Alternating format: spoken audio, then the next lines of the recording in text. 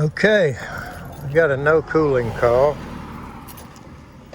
and we have not worked on this house before. It belongs to a landlord that we have worked for in the past, but not this house, so I don't know what is wrong here. Let's go find out.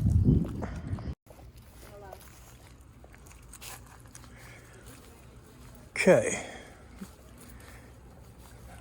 Rheem 410A, doesn't look too old.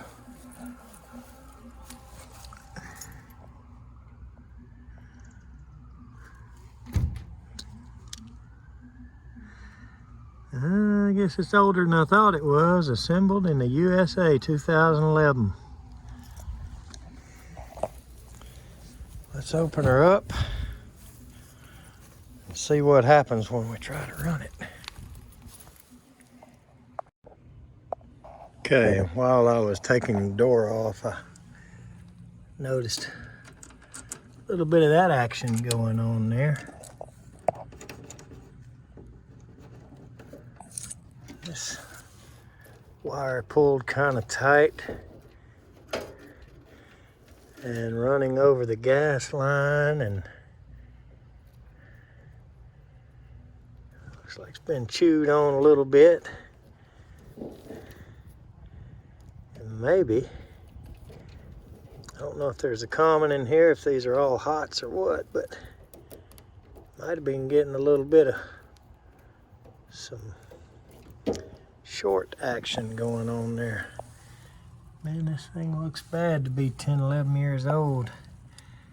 But gas packs have a rough life, you know. They sit outside and rust away.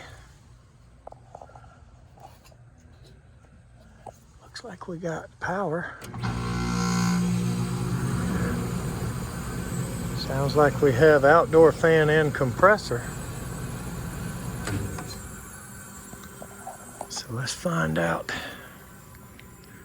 Let's get ourselves a little slack here so we can get this in a workable position.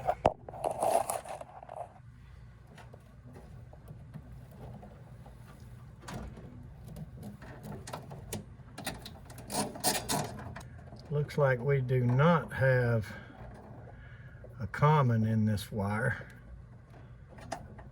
so hopefully that means it's not shorted. Let's see if we can tell if we got indoor fan. Oh yeah.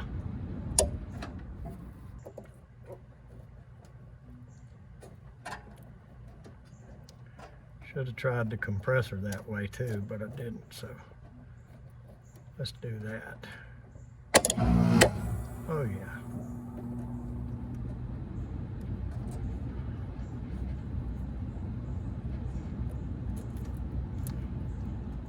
So I might be guessing a little bit early, but I believe we're gonna find the culprit to be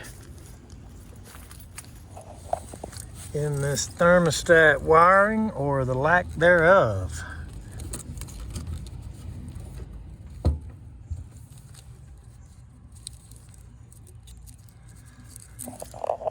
Because as you saw, everything worked right up there.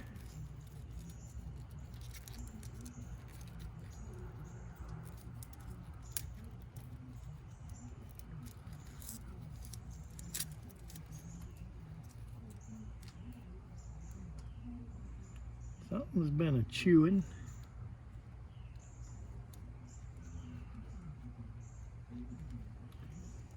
Somebody's already patched it, because that's two different greens right there.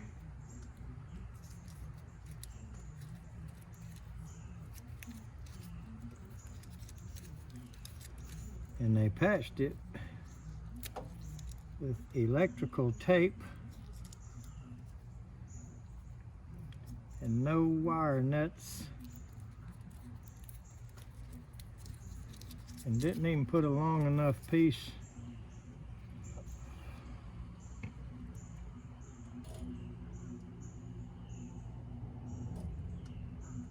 Okay, it's good to right here. Alright. Let's go look at her thermostat. Maybe we can put a new piece from there. Stuff the joint up in the wall.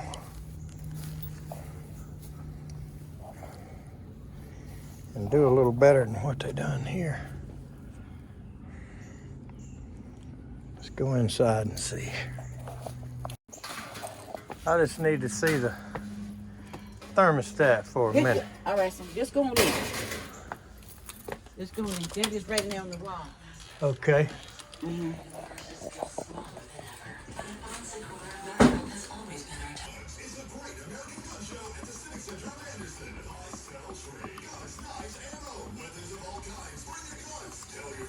This weekend, June 25th and 26th, Saturday 9 to 5 and Sunday 10 to 4 at Anderson Civic Center. Be there.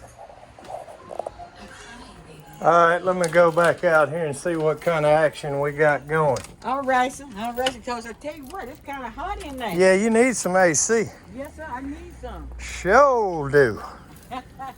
You know what I mean? Yes, sir. All right.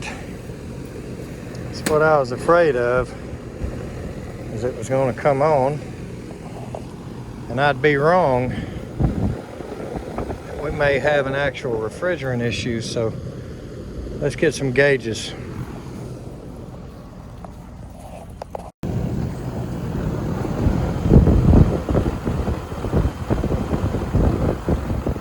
A little bit low. I'm going to add some charge. Get them back going first. All right, we got the jug upside down, got it turned on.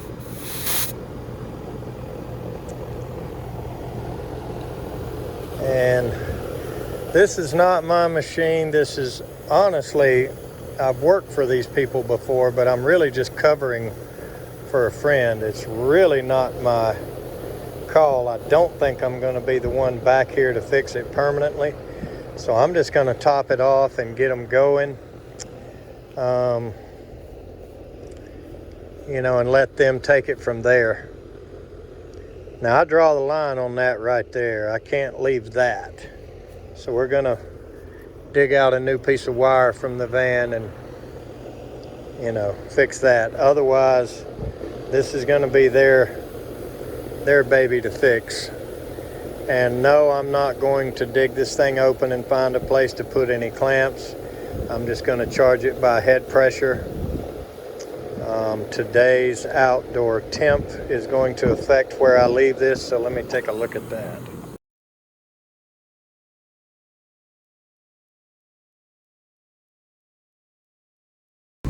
So we're at about 87 degrees right now, not too bad of a day.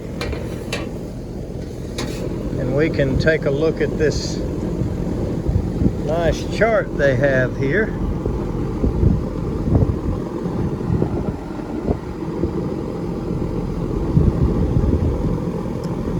We can go to the outdoor ambient, 85, 86, 87, and we can look over here and we can guesstimate what we're comfortable with there. And that's my story, and I'm sticking to it. Some of you guys are going to argue with that, but I'll tell you what, pressure at suction, I'm not really going to concern myself with that. Some of you guys that do a much better job of charging than I do need to keep in mind that this is a leaking machine. So really the charge is going to change before I get 2 blocks from here. Okay, so I'm going to go to the range and leave it on the high side of that. So we're going to put this head pressure well up over 350. We'll probably go to about 360 or so, and hope that gives these people some cooling until the regular service personnel for this landlord gets over here. Like I said, they're a friend of mine. I have worked for them before, but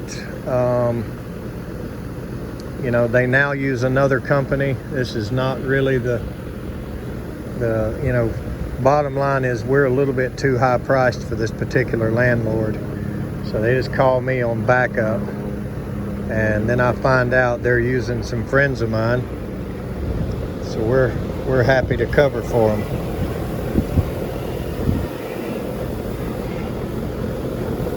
So that's how that works. So we're getting close to where I'm going to leave it.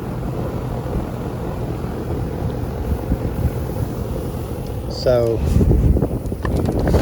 let's just clear the liquid out of the hose, and we're going to flip the jug, leave it turned on, open it just long enough to clear this liquid out of this hose. Then I'm going to turn it off, unhook it, close the jug, and move on to the next one. So they're going to be cooling, which that's going to make them happy. The other company that, like I say, they're friends of mine, and they just couldn't get to them till tomorrow, and this happened to be really close by to where I was when the call came in.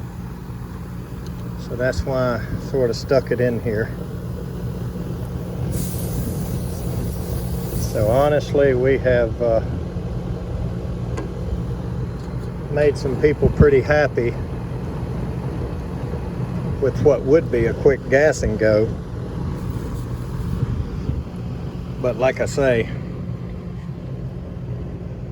this is just chewed up in way too many places for me to leave it. So let's fix that right quick. And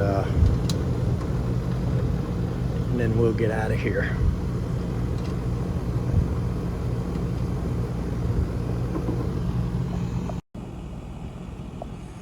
Okay, it's up and running. I patched the thermostat wire and pushed the 4 wire nuts under the house. Strapped them to the conduit there. And so I guess now the squirrel's got him a new piece to chew on. I'm not gonna worry about that drain. You can see what it's been doing. And I'm gonna pass this information on to the other boys and let them come do something about the leak, but she's got air for now. Let's go. Thanks for watching.